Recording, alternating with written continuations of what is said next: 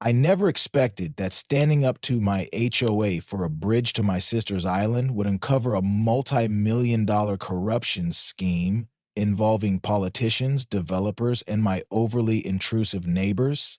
Who would have guessed that fighting for my right to visit my cancer-stricken sister would lead to FBI raids, secret recordings, and bring down a criminal enterprise? It all started when I was tending to my garden and received the official HOA letter, bright yellow, the kind that made it clear this was serious. My hands trembled as I read, "Unauthorized structure must be removed within 30 days." They were referring to the wooden footbridge I had built the previous summer, the only direct path to my sister Emily's home on her island in Lake Pinewood. This was the bridge that cut a 45-minute drive down to a 3-minute walk.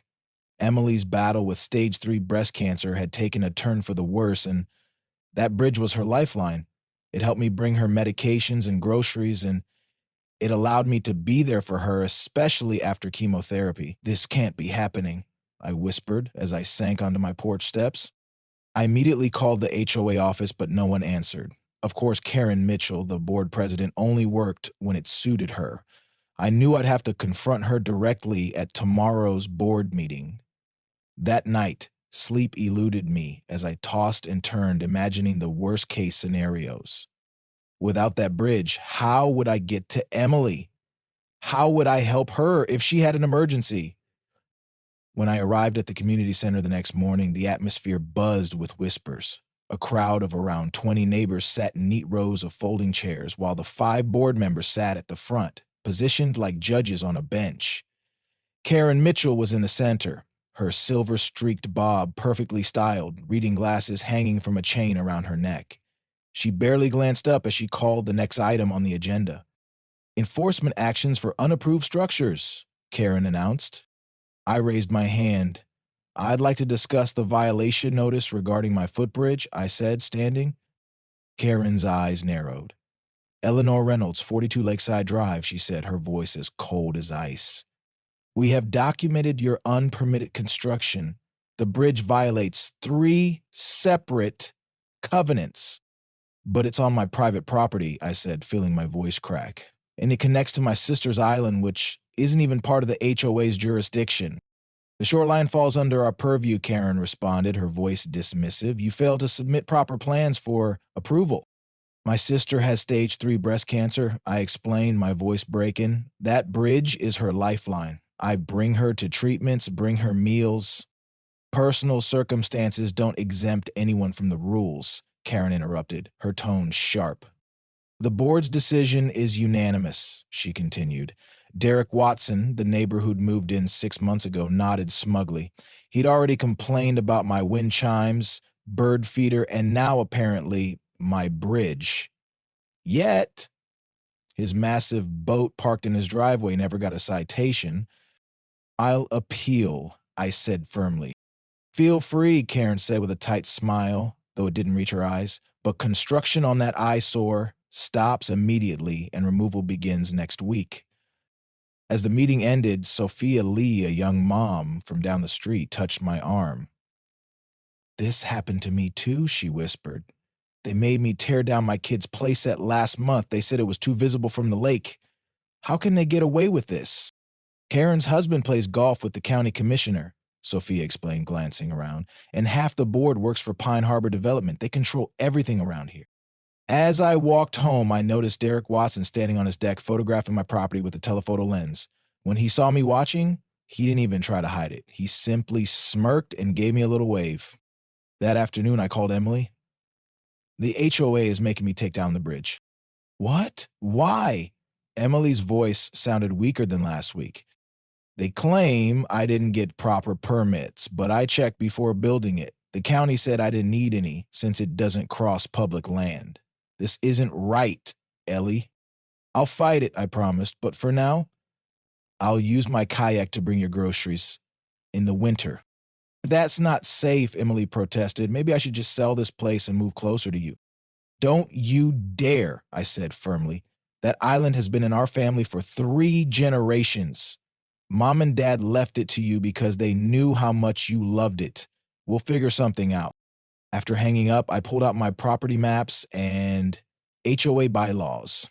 There had to be a loophole somewhere. 3 hours later, I found it.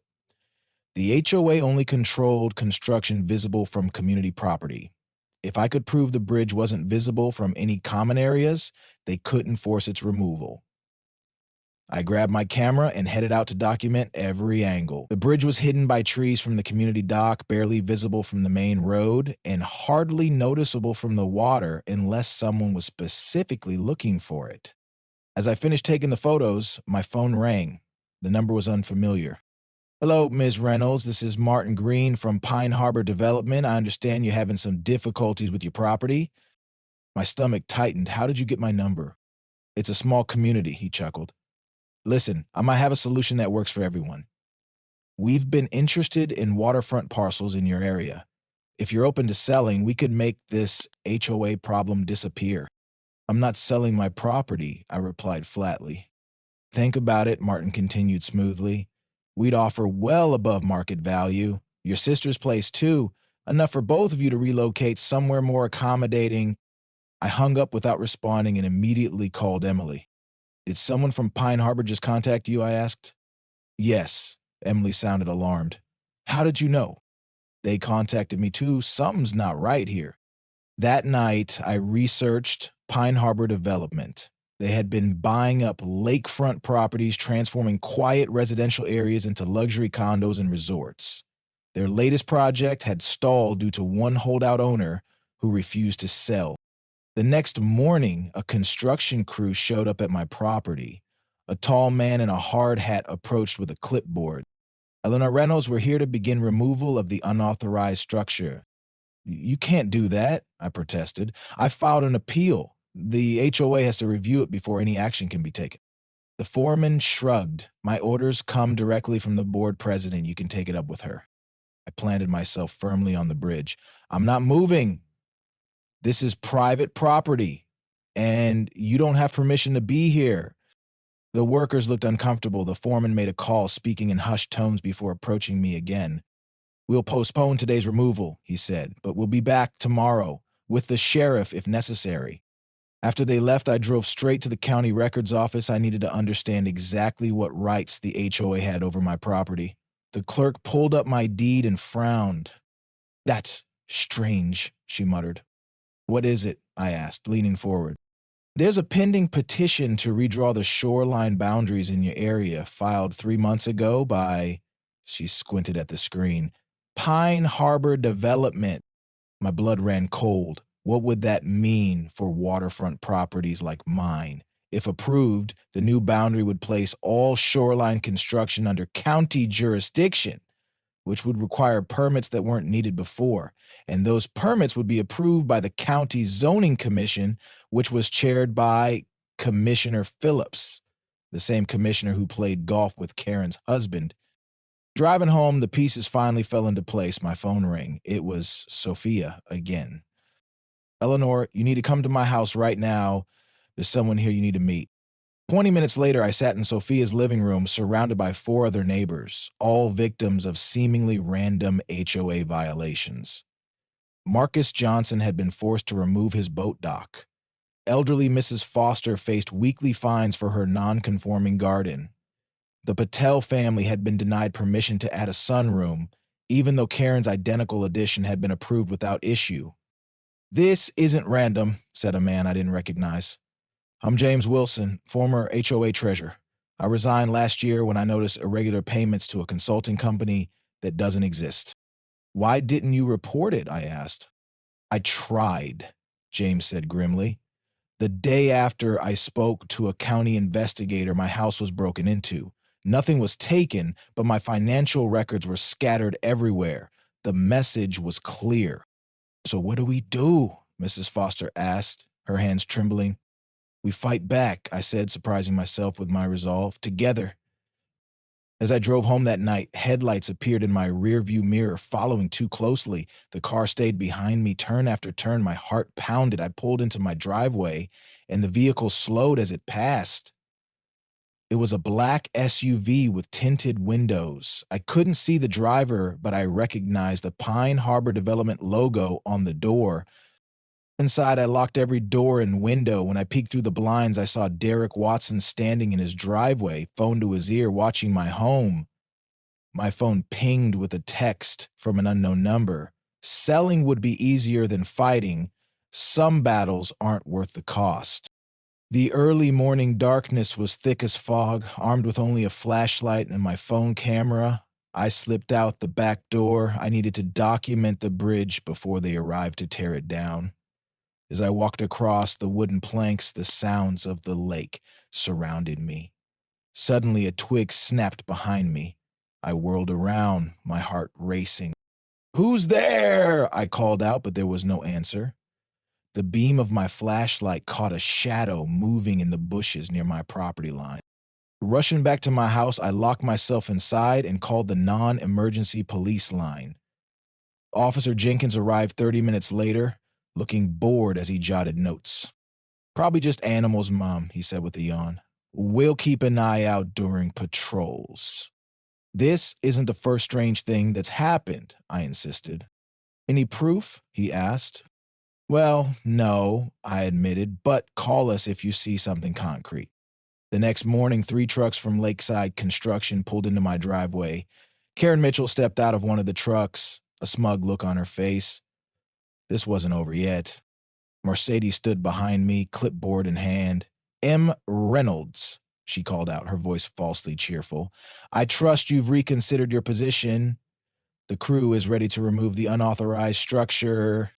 I stepped out onto my porch, the phone recording safely tucked into my pocket. I had already filed an appeal, backed by documents proving that the bridge was not in violation of any HOA covenants. "You can't legally remove it until the appeal is heard," I replied firmly. Karen's smile tightened, barely masking her irritation. "The emergency board meeting last night denied your appeal. A notice was posted on the community bulletin board last night." "That's not proper notification," I shot back. "As a property owner directly affected by the decision, I should have been informed personally." "Rules are rules," Karen replied, her patience visibly thinning. "Now, please, step aside so we can begin the work." I took a deep breath, then lied. "I have a court order." I hoped against hope that she wouldn't call my bluff. "Any attempt to remove the bridge before the county hearing next week will result in contempt charges." Karen narrowed her eyes. "Show me the order." "My attorney has it." "He'll be here within the hour," I said, trying to remain calm. "Or you can proceed now and explain to a judge why you ignored due process." The foreman shifted uncomfortably. "Mrs. Mitchell, if there are legal issues, we should probably wait." Karen shot him a glare before turning back to me. "Fine, you have until Monday. Then that bridge comes down, court order or not." As the trucks pulled away, my knees nearly buckled with relief. I hadn't expected the bluff to work, but it bought me precious time. Almost immediately, my phone rang. "Eleanor, it's James Wilson. Sophia told me what's going on. Meet me at Cedar Creek Coffee in 20 minutes." The small cafe in the next town was nearly empty when I arrived. James sat in the back, a manila folder in front of him. "I've been gathering evidence since I resigned," he explained, opening the folder.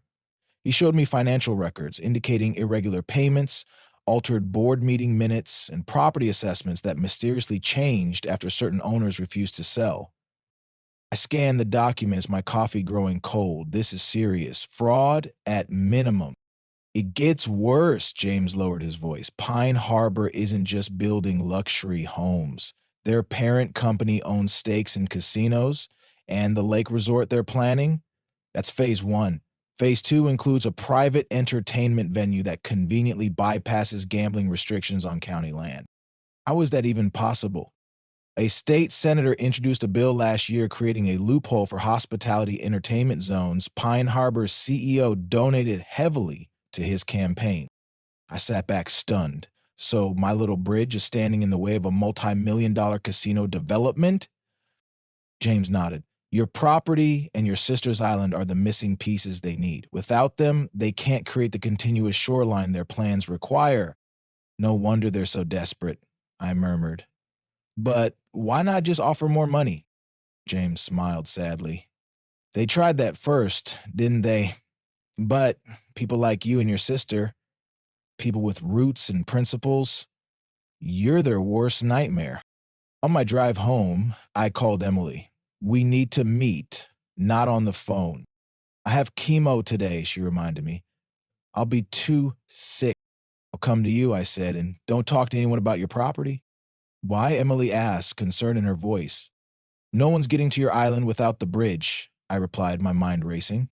I packed waterproof bags with documents, a fresh sweater for Emily, and her favorite soup. As I dragged the kayak to the water's edge, I noticed a familiar black SUV cruising slowly past my house. This time, I clearly saw Derek Watson in the passenger seat. The lake was choppy, making the journey difficult. By the time I reached Emily's dock, my arms ached, and I was soaked from splashing waves.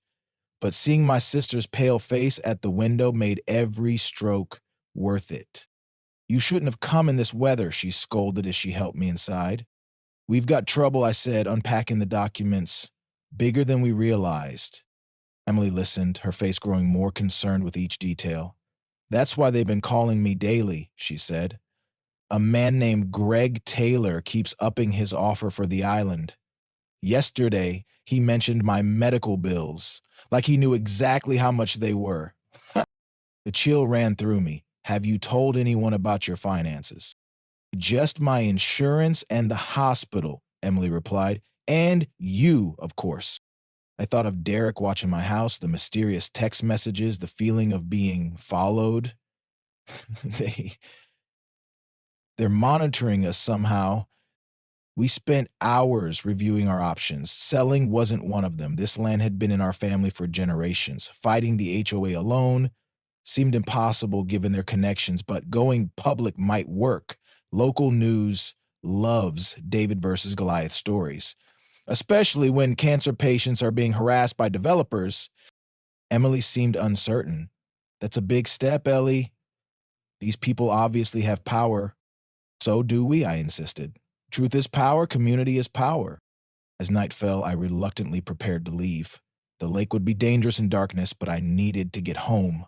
Stay, Emily urged. It's not safe. I can't, I replied. If I'm not home when they come tomorrow, they might start demolition anyway. Halfway across the lake, my kayak light illuminated something ahead.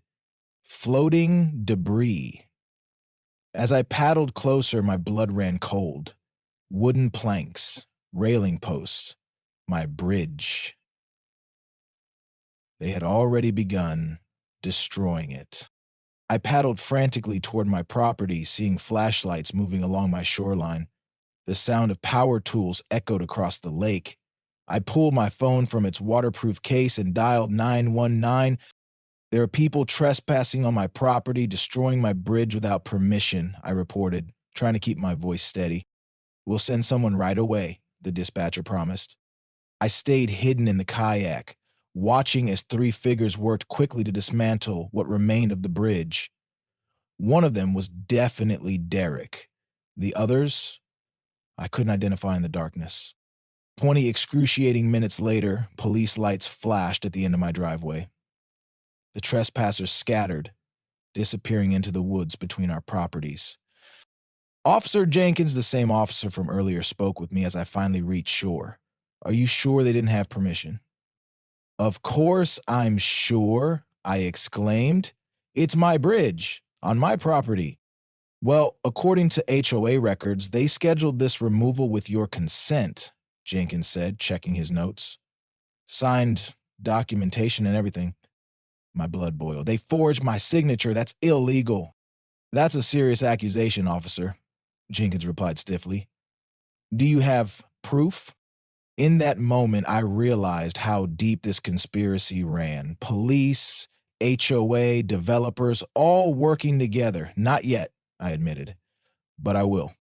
After Officer Jenkins left, I surveyed the damage. The bridge was halfway dismantled, unsafe to cross. Getting to Emily would now require the kayak or a 45-minute drive around the lake. Inside my house, I collapsed onto the couch, exhaustion and despair washing over me. Then my eyes caught something on my coffee table, a business card for Pine Harbor Development with a handwritten note. Final offer, $750,000 for your property, $1,200,000 for your sister's island. This offer expires tomorrow. Someone had been inside my house. Shaken, I began checking rooms, closets, under beds. Nothing seemed disturbed, but the violation of my space left me trembling. I called James. They broke into my house, I whispered, afraid of being overheard. Get out of there, he said immediately. Come to my place, bring whatever evidence you have. I can't leave, I argued. If I go, they win. If you stay, you might get hurt, James countered.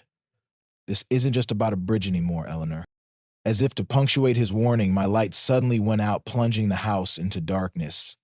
Through the window, I could see the rest of the neighborhood still had power. My phone pinged with a new text message.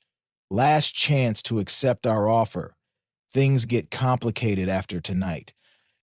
I grabbed my emergency flashlight, documents, and laptop, then slipped out the back door. I wouldn't stay where they could find me, but I wouldn't run away either. Instead, I headed for Sophia's house. Together, we would build a case stronger than any bridge.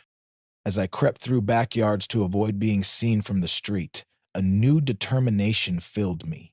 They had destroyed my bridge, but in doing so, they had built something else, a bridge between neighbors who'd had enough of being bullied. And that connection might be strong enough to bring down the entire corrupt system. Derek Watson, Emily whispered, recognizing the name of our neighbor. He works for a mortgage servicing company. Every foreclosed home went through them, with small errors in the paperwork that the homeowners couldn't fight. The thunder rumbled outside as rain began to batter the windows. I need to head back before the storm gets worse, I said, pulling on my jacket.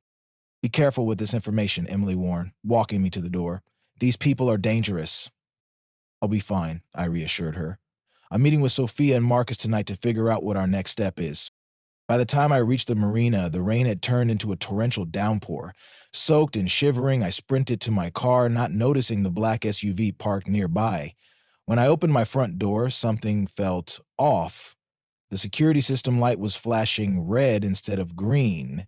Inside, drawers were hanging open, papers scattered across the floor, and my desktop computer was gone. My heart raced as I stepped back toward the door, but then I froze. On the kitchen counter, there was a single piece of paper, an official HOA violation notice, dated for today. Unauthorized investigation of board activities, $2,500 fine. Just then, my phone rang, making me jump. It was Sophia, her voice trembling with panic.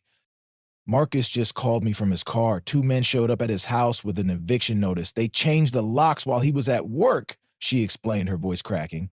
That's impossible, I replied, checking my doors to make sure they were locked.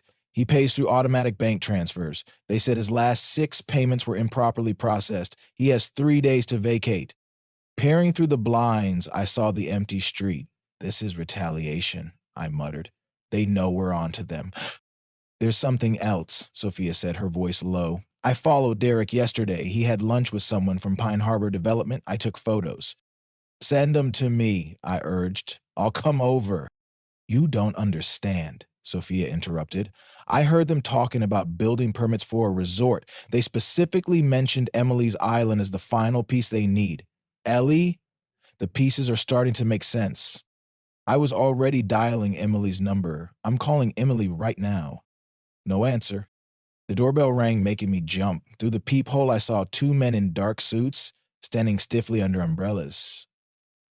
One of them held up a badge that gleamed in the porch light. Miss Eleanor Reynolds, a deep voice called out, FBI. We'd like to ask you some questions about the Lakeside Community HOA. My heart stopped. Had Karen reported me, or was something bigger going on? Please come in, the taller of the 2 men said, flashing his badge. I'm Special Agent Torres, and this is Agent Michaels. My living room suddenly felt like a trap. Were they really FBI agents, or was this another scheme by Karen? We've been investigating the Lakeside Community HOA for the last 8 months, Torres continued, pulling out a folder. Money laundering, wire fraud, racketeering. My jaw dropped. You're not here to arrest me? Agent Michaels almost smiled. No, your bridge complaint actually helped us.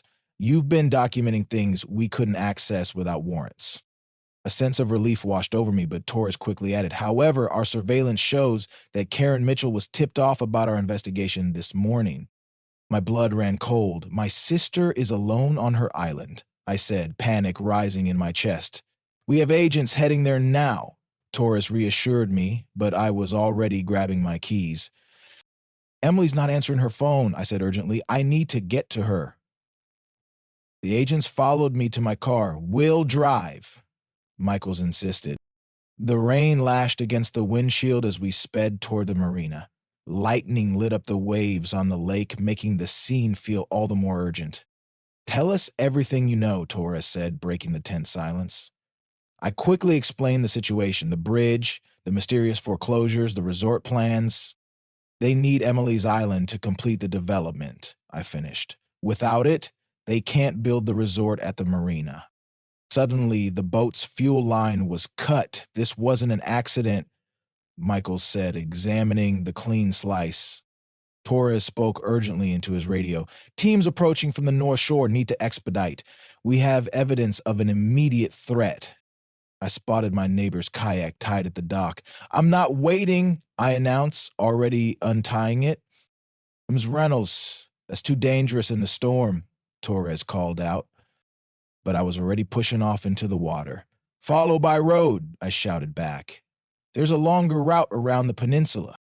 The kayak bounced wildly on the waves, the rain stinging my face. Lightning crackled overhead, illuminating the distant shape of Emily's Island. My arms burned with each stroke, but fear kept me going. As I neared Emily's dock, I saw two unfamiliar black SUVs parked near her house. Lights glowed from inside, and shadows moved across the windows. I tied the kayak beneath the dock instead of on top, and then crept through the wet underbrush toward the back of the house. Through an open window, I heard voices. The treatment center in Switzerland is the best in the world. All expenses paid, Miss Reynolds. Just sign the papers. It was a man's voice, smooth and persuasive. Emily's voice responded, weaker than before. I'm not selling my home.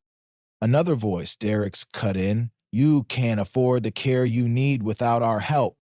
I crept closer to the kitchen window and saw Emily backed against the counter. Derek was blocking one doorway, and a man in an expensive gray suit was holding papers in front of her. My sister will be here soon, Emily said, her chin raised defiantly despite her pale face. The suited man laughed. Your sister is currently occupied with the FBI. A misunderstanding. I felt a surge of rage. Actually, I'm right here, I said, stepping into the kitchen. And now I understand exactly why you were so desperate to tear down my bridge. Derek spun around, his face twisted with rage. You should have minded your own business, Eleanor. I positioned myself between Emily and the men. Step away from my sister, I demanded. The suited man, unruffled, adjusted his tie. I'm James Wilson, Chief Development Officer for Pine Harbor Resort. We're offering your sister a very generous package. You mean you're trying to bully a cancer patient? I shot back, after isolating her by destroying her only easy access to help? Business is business, Wilson shrugged. This island is the centerpiece of our new resort. Every other property owner has signed. Because you forced foreclosures through Derek's company, I countered, watching Derek's face pale. You have no proof of anything, Derek snapped, but his eyes darted nervously toward Wilson. Actually, I have copies of everything, I said, bluffing, including recordings of your lunch meeting yesterday discussing the resort plans. Wilson's calm demeanor cracked. Where are these supposed records? Safe with people who will release them if anything happens to us. Emily spoke up, her voice stronger now. Derek stepped toward us menacingly. Do you have any idea who you're dealing with? Why don't you tell me, I challenged, grabbing a kitchen knife from the counter behind me. Wilson's smile turned cold. Pine Harbor Development doesn't take no for an answer, and neither does Senator Collins. My mind raced. Senator James Collins, the state senator pushing controversial waterfront development laws. So the senator is involved in your scheme, I asked, stalling for time. The FBI agents had to be on their way. Shut up, Derek hissed. It doesn't matter now, Wilson waved dismissively. Once we have this property, the project proceeds, regardless of what they know. Derek grabbed Emily's arm roughly. Just sign the damn papers? I lunged forward with a knife, not to harm but to threaten. Take your hands off her. Suddenly, bright blue lights flashed through the windows. A voice boomed over a megaphone. FBI! The house is surrounded. Come out with your hands up. Wilson's face drained of color. Derek released Emily's arm like it had burned him. You led them here, Derek snarled at me. No, I replied calmly. Your own greed did that. The FBI agent stormed in moments later, and everything happened so fast that I barely had time to process it. At 5 a.m., my phone buzzed with a text from Agent Torres. Turn on your TV now. I fumbled for the remote, and there it was, Karen Mitchell in handcuffs, being led from her pristine colonial home as neighbors watched in their bathrobes. The news anchor's voice filled the quiet of my living room. Breaking news.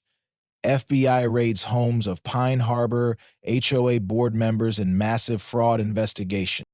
I sat, stunned, coffee forgotten in my hand. This wasn't just about my bridge anymore. By noon, my doorbell wouldn't stop ringing. Reporters, neighbors, even people I barely knew asking what I knew. I didn't answer. Instead, I drove straight to the FBI field office where Agent Torres had asked me to bring all my documentation. You've given us the missing pieces, Torres said, spreading photos across a metal table. Look familiar? The images showed Karen and her husband meeting with developers at exclusive restaurants, exchanging envelopes and reviewing maps of Emily's Island. In one photo, Senator Collins himself was pointing at what appeared to be architectural plans. We've been tracking the money for months, Torres continued. Over $4 million moved through shell companies owned by HOA board members. I felt a deep sense of unease. But how did they think they could get away with stealing Emily's land? They nearly did, Torres replied. The plan was elegant. Use HOA violations to isolate your sister, cut off her support system, then pressure her to sell while she was vulnerable. The bridge was just the first step. I thought of Emily alone on her island, fighting cancer while these vultures circled her. My hand shook with anger. We need you to do something difficult, Torres said, sliding a small recording device across the table. At the community meeting tonight, we need Karen to incriminate herself publicly. You want me to be bait? I asked flatly. Torres nodded. We need to show that the community was victimized, not just your family. That evening, I walked into the emergency HOA meeting with the wire taped to my ribs, my heart hammering. The community center buzzed with angry voices. Sophia squeezed my hand as I passed, a silent gesture of support. She stood at the podium, somehow holding her composure despite the early morning raids. These accusations are completely unfounded, she declared to the crowded room. The board has always acted in the community's best interests. I waited until she had finished rehearsing her speech before I stood up. Is that why you destroyed my bridge, isolating my sister while developers pressured her to sell her island? I asked, my words cutting through the air. A murmur rippled through the crowd. Karen's smile tightened, her calm demeanor slipping. Your unauthorized structure violated clear bylaws, Eleanor, Karen snapped. This has nothing to do with your sister's property. Then explain this, I responded as Sophia passed around copies of documents to the shocked residents. Property assessments that showed Emily's Island was valued millions below its worth, fake environmental reports claiming contamination, and bank records revealing payments to board members from Pine Harbor Development. Karen's husband sprang to his feet. Where did you get these? That's confidential information. Actually, it's public record, Marcus called from the back. Part of a federal investigation. Karen's perfect facade cracked. You ungrateful people, she spat. Do you have any idea what that resort would have done for property values? We were all going to benefit, even if it meant forcing out my dying sister. I stepped closer to the podium. By secretly changing zoning laws behind closed doors, you offered my sister fair compensation while forcing her out, I said, my voice calm but firm. Karen's expression hardened. She was offered fair compensation, Eleanor. If she hadn't been so stubborn, So you admit the bridge removal was part of your development plans, I interrupted. The room fell into a heavy silence. Karen's eyes darted to her husband, who was already edging toward the exit. Desperation flashed in her eyes. Senator Collins promised us protection, Karen blurted out, her voice rising. He said no one would look too closely if we handled the problems quietly. The double doors at the back of the room suddenly swung open, and Senator Collins himself walked in, flanked by FBI agents. I don't believe I promised any such thing, he said, his voice clear and authoritative. Karen's face turned white, her hand trembling as she looked at her husband. He straightened, and the senator continued, I'm here to announce my office's full cooperation with this investigation. As FBI agents moved to detain Karen and the others, I saw Derek slipping out a side door. Would he escape while the others took the fall? What would happen to Emily's Island now that the truth was coming out? Later, outside the courthouse, Karen's lawyer told reporters, not guilty. I watched on my phone, gripping it so hard my knuckles whitened. How could this happen, I thought. The case isn't over, Agent Torres assured me on the phone. The judge only dismissed 2 charges. Fraud and conspiracy are still moving forward. But despite her words, I felt defeated. 3 months of legal battles had drained my finances and energy. Emily's health had deteriorated under the stress. Meanwhile, Derek Watson had disappeared without a trace, likely somewhere with no extradition treaty. They're coming after your land next, Sophia warned me that evening as she brought dinner for Emily and me. Karen's husband had filed counterclaims for emotional distress and defamation. Let them try, I muttered, trying to sound confident, though fear twisted in my stomach. I can't afford any more legal fees. The kitchen table was soon buried under threatening letters from expensive law firms. I couldn't sleep that night. Standing by the window, I stared at Emily's dark house across the water. Without the bridge, I'd have to wait until morning to check on her. What if she needed me? Then I saw a flicker of movement, a flashlight beam sweeping across Emily's porch. Someone was there. I called 911 as I rushed to the dock, throwing my small boat into the water without thinking. The motor sputtered in the cold night air as I raced toward Emily's house, panic rising in my chest. Halfway across the water, I saw the headlights of police cars coming down the Peninsula Road, but they were taking the long way. I'd reach Emily first. I cut the motor, drifting silently to her dock. The flashlight beam was now moving inside the house.